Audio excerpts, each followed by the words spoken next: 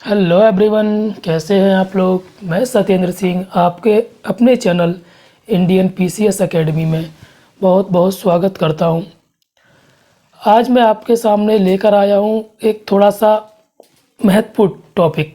थोड़ा सा का मतलब ये नहीं है कि बिल्कुल भी महत्वपूर्ण नहीं है। इसका मतलब ये है कि ये जो टॉपिक है एग्ज़ाम में इससे एक क्वेश्चन तो कम से कम पूछा ही पूछा जाता है। ठीक है, कोई भी एग्ज़ाम आप लीजिए उसमें कम से कम एक क्वेश्चन तो आपसे पूछा ही जाएगा, और वो क्वेश्चंस कैसे पूछे जाएंगे वो सब मैं आपको आज की वीडियो में बताऊंगा। तो बस आप लोगों को जो मैं चीज़ यहाँ पर बताऊं बिल्कुल वैसे ही वैसे फॉलो करना है, ठीक है ना। क्योंकि मैं पिछले वीडियो से भी आपसे बोलता चला आ रहा हूँ कि जितना मैं बताता हूँ अगर आप उतना भी करते हैं तो आप अपनी सफलता के नज़दीक पहुँच जाएंगे। अब आपके मन में ये क्वेश्चन भी आता है कि आप खुद क्यों नहीं बन पाए, तो ये क्वेश्चन आप उन टीचर से ही पूछ सकते हैं जो आपको पढ़ा रहे हैं, ठीक है।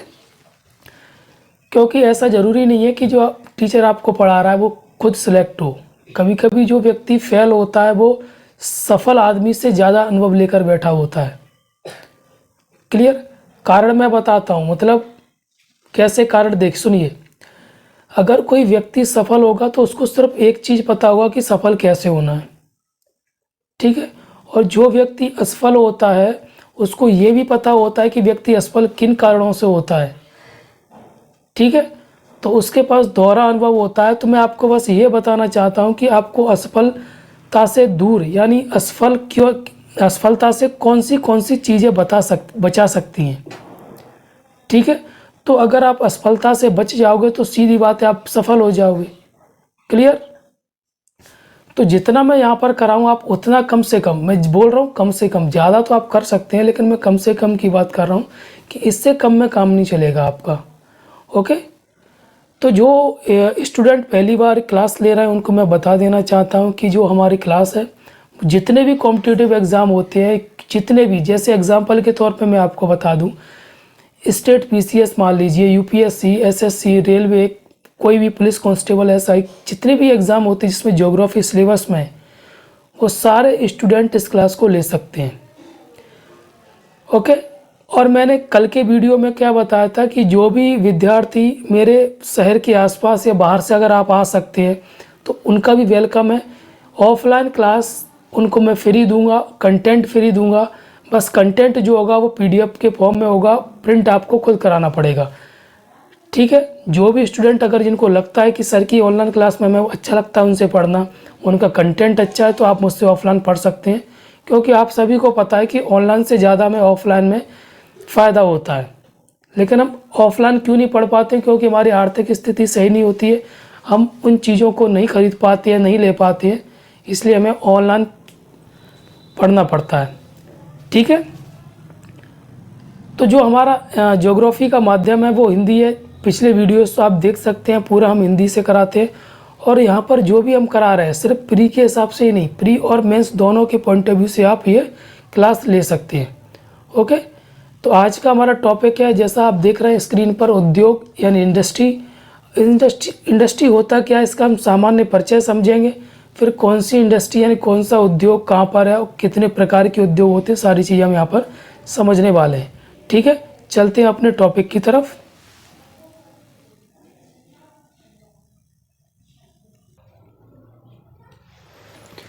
चलिए, सबसे पहले हम जो उद्योग हम पढ़ रहे हैं टॉपिक, उसमें सबसे पहले हम समझेंगे कि उद्योग क्या होते हैं। तो ये चीज़ कहाँ पर काम आती है, प्री में तो काम नहीं आती है, ये कहाँ पर काम आती है, मेंस में। अगर हम उद्योगों के ऊपर कोई चीज़ लिखेंगे तो हम इस लाइन को यानी इस पैराग्राफ को हम मेंस के क्वेश्चन में यानी आंसर में ऐड कर सकते हैं।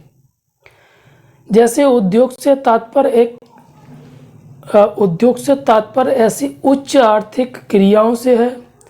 आर्थिक का मतलब आप समझते हो ना, फाइनेंशियल, यानी पैसे से संबंधित, जिनका संबंध वस्तुओं एवं सेवाओं के उत्पादन एवं उनके संवर्धन से होता है, ठीक है। उद्योगों से तात्पर्य ऐसी उच्च आर्थिक क्रियाओं से है जिनका संबंध वस्तुओं एवं सेवाओं के उत्पादन एवं उनके संवर्धन से होता है।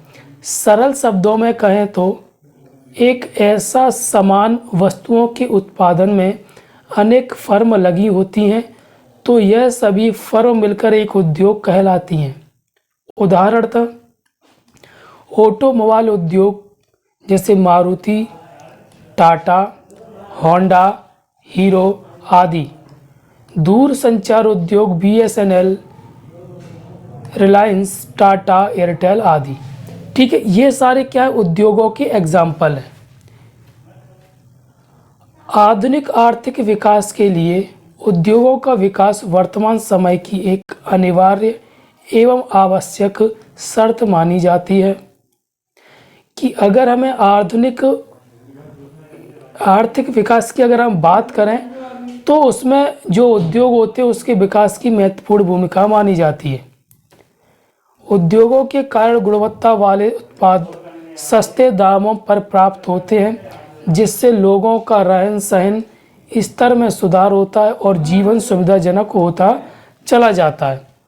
ठीक है, कभी अभी आपने देखा होगा कि लोग गांव से शहरों की तरफ भाग रहे हैं। उसका मुख्य कारण क्या है, ये उद्योग हैं। लोग क्या है, जो कृषि है, कृषि लोगों का भरण पोषण नहीं कर पाती है कि जितनों लोगों की आवश्यकता होती है उसकी पूर्ति नहीं कर पाती। तो लोग क्या करते हैं, रोजगार का दूसरा साधन ढूंढते हैं, उसको क्या बोलते हैं, उद्योग बोलते हैं। वहीं अगर आप समझें, जो राज्य उद्योगों में बहुत आगे हैं, जो सिटी वहाँ पर उद्योग ज़्यादा है तो लोग उसी तरफ भाग रहे हैं। जैसे नोएडा हो गया, गुरुग्राम, बेंगलोर हो गया, तो लोग इन जगहों की तरफ ज़्यादा जा रहे हैं छोटे शहरों के मुकाबले।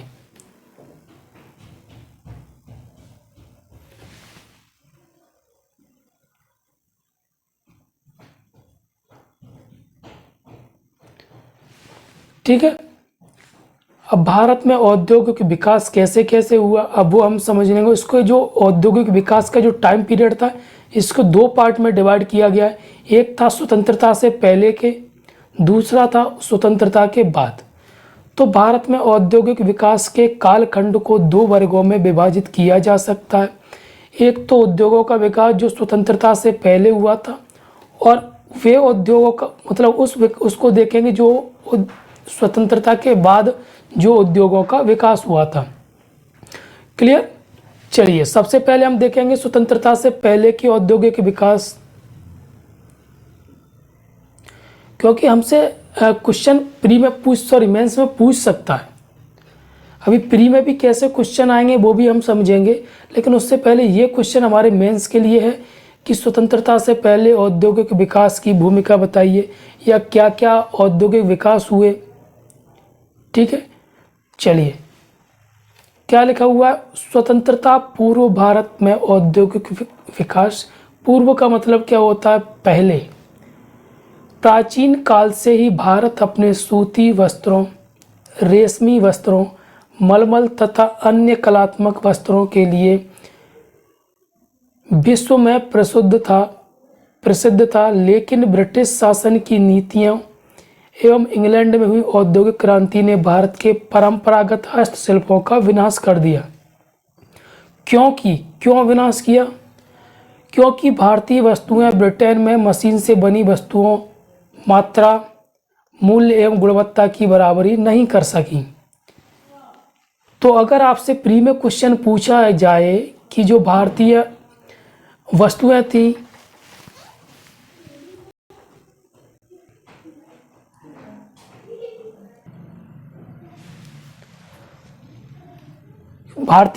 थी, तो वो विदेशी वस्तुओं का मुकाबला क्यों नहीं कर पाई? क्योंकि यहाँ पर जो बनने की प्रोसेस थी वो इतनी कठिन थी और इतनी धीमी थी। ठीक है, उस वजह से फिर जो उनका मूल्य था वो दूसरा उनका जो गुणवत्ता थी। ठीक है, भारत में औद्योगिक विकास की शुरुआत हम कर रहे हैं स्वतंत्रता से पहले की बात। 1853 में चारकोल पर आधारित प्रथम लोह प्रगलन का मतलब होता है गलाने वाला संयंत्र से हुई, लेकिन यह असफल रहा।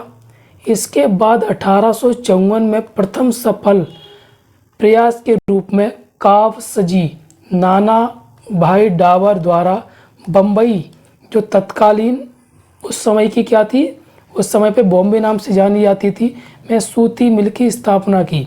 तो ये क्वेश्चन हमारे लिए प्री का क्वेश्चन हो गया ना, कि पहली सफल सूती मिल की स्थापना कब की गई थी। स्वतंत्रता से पहले की बात की जाए तो 1854 में। किसने की थी? नाना भाई डावर द्वारा। कहाँ की गई थी? मुंबई में। ये जो थी 1853 में, वो असफल हो गई थी। क्लियर? चलो,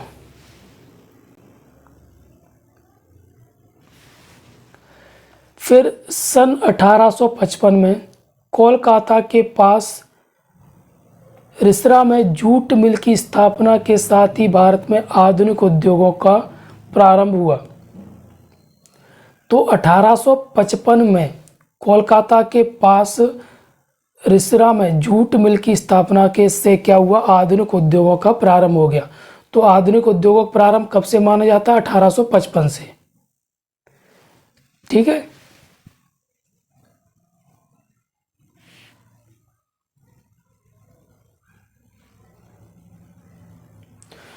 फिर हम अगर यहाँ पे देखेंगे, यहाँ पर दिया गया स्वतंत्रता के बाद भारत में औद्योगिक विकास।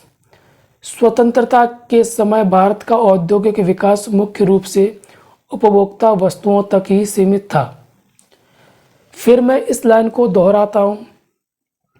स्वतंत्रता के समय भारत का औद्योगिक विकास मुख्य रूप से उपभोक्ता वस्तुओं तक ही सीमित था एवं ज़्यादातर उद्योग घटती मांग, मुद्रास्फीति, पुरानी मशीनों, आधुनिकीकरण की कमी एवं कच्चे माल की कमी की समस्या से ग्रसित था।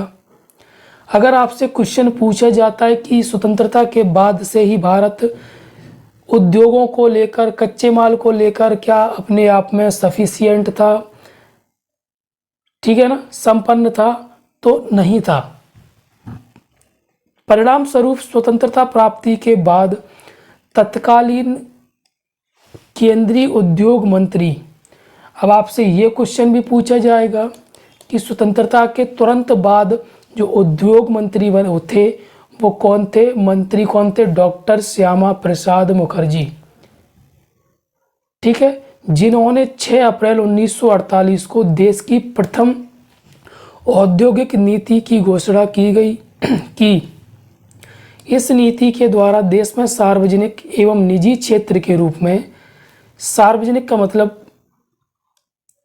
गवर्नमेंट, निजी का मतलब हो गया प्राइवेट, क्षेत्र के रूप में देश के उद्योगों का बंटवारा किया गया तथा एक मिश्रित एवं नियंत्रित अर्थव्यवस्था की नींव रखी गई। ये पूरी तरह से निजी नहीं था, ठीक है, ना ही पूरी तरह से सरकारी था। तो ये दोनों का मिश्रण था। सार्वजनिक का मतलब क्या होता है? इस पर पूरा स्वामित्व किसका हो? सरकार का हो। और जो निजी होता है उसका मतलब वो क्या होता है? ये इसका पूरा स्वामित्व प्राइवेट पे हो, ठीक है, लेकिन ये अपनी मनमानी नहीं कर सकते। और मिश्रित का मतलब क्या होता है? दोनों का मिश्रण, ठीक है।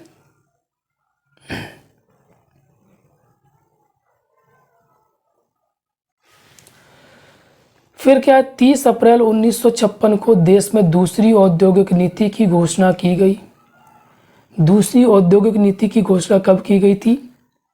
30 अप्रैल 1956 को। इसके तहत उद्योगों को निजी, सार्वजनिक तथा संयुक्त क्षेत्र में विभाजित किया गया तथा अवशिष्ट उद्योगों को निजी उद्यम के लिए खुला छोड़ दिया गया। औद्योगिक विकास की धीमी गति, अधिक बेरोजगारी, औद्योगिक सांठता, महंगाई तथा विदेशी मुद्रा विनिमय के संकट से निजात पाने के उद्देश्य से ही भारत सरकार द्वारा 24 जुलाई 1991 को औद्योगिक क्षेत्र में उदारीकरण, निजीकरण, वैश्वीकरण यानी लिबरलाइजेशन,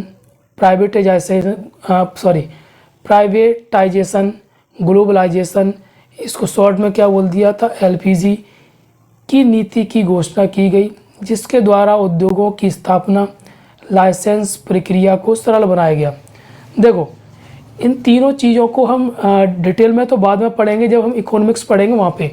उदारीकरण का मतलब क्या होता है, जैसे यहाँ पर लिखा ना, लाइसेंस प्रक्रिया को सरल बनाया गया, तो एक उदारीकरण का ही एक रूप है। यानी उदार का मतलब क्या होता है, कुछ चीज़ों के लिए छूट दे देना, ढील दे देना, ठीक है, वो उसको हम क्या बोल देते हैं, उदारीकरण। फिर क्या होता है, निजीकरण का मतलब क्या होता है, प्राइवेटाइजेशन, मतलब उसका निजीकरण कर देना। यानी जैसे अभी एयर इंडिया था, उसका किया गया था, वैसे ही बहुत सी चीज़ें हैं, जैसे रेलवे का भी सोच रहे करने का, है ना। जैसे अभी बात करें रेलवे स्टेशन की, जैसे रानी कमलापति भोपाल में, ठीक है। फिर आता है वैश्वीकरण। वैश्वीकरण का मतलब क्या होता है, अगर मैं इसको दो भाषा में समझने का प्रयास करूं, समझाने का प्रयास करूं, पहली बात तो पूरे विश्व में हमारी वस्तुओं को पहुंचाना, ठीक है, प्रमोट करना, ये क्या कहलाता है, वैश्वीकरण कहलाता है। फिर दूसरी भाषा में अगर बात करूं मैं, तो अपनी वस्तुओं का प्रचार करना, ठीक है, ताकि पूरे विश्व में वो फैल सके, ये क्या कहलाता है, वैश्वीकरण कहलाता है। और वैश्वीकरण के लिए चीज़ क्या है, जैसे उदारीकरण पे पहले हम समझे, उदारीकरण और वैश्वीकरण को दोनों को प्लस करके। तो उदारीकरण में मतलब होता है जो सीमा शुल्क होता है, जैसे हमारे महासागर है जो हमारे अंडर आता है, तो उनमें छूट दे देना ट्रेड के लिए, ठीक है। तो ये किस में होता है, उदारीकरण में। फिर जब हम इसमें ट्रेड में छूट दे देंगे, छूट का मतलब टैक्स वगैरह पर भी होता है, और दूसरी कंट्री को अंदर आना, मतलब अपनी कंट्री में आने के लिए अनुमति, अपनी कंट्री से बाहर, अपनी कंट्री के पास से गुजरने की अनुमति, ठीक है, ये होता है उदारीकरण। फिर जब उदारीकरण बढ़ेगा तो वैश्वीकरण तो अपने आप ही बढ़ने लगेगा, क्योंकि अगर हमें ये प्रोसेस सारी इजी हो जाएगी तो हम अपनी विदेश, जो अपनी वस्तुओं को क्या करेंगे, विदेश भेज सकेंगे, ठीक है, अंतर्राष्ट्रीय व्यापार हो सकेगा, जिससे यही क्या कहलाता है, वैश्वीकरण कहलाता है। ओके, चलिए।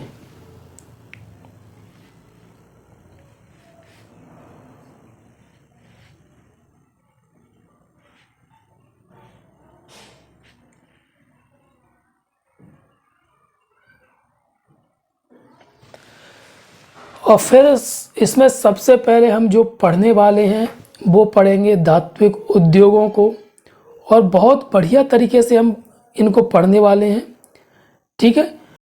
और इनको हंसी आएगी, इनको हम कल पढ़ेंगे, ठीक है, क्योंकि ज़्यादा लंबा वीडियो हो जाएगा अगर मैं पूरा एक साथ लेने चलूँगा तो, है ना। तो इसको मैं अगले वीडियो में डाल दूंगा। और ये जो मैंने अभी कराया वो प्री और मेंस दोनों के हिसाब से आप देख लेना, उसमें प्री के क्वेश्चंस कम बनेंगे, मेंस के क्वेश्चंस ज़्यादा बनेंगे, ठीक है, तो आप उसको देख लेना। ओके, चलिए, थैंक यू।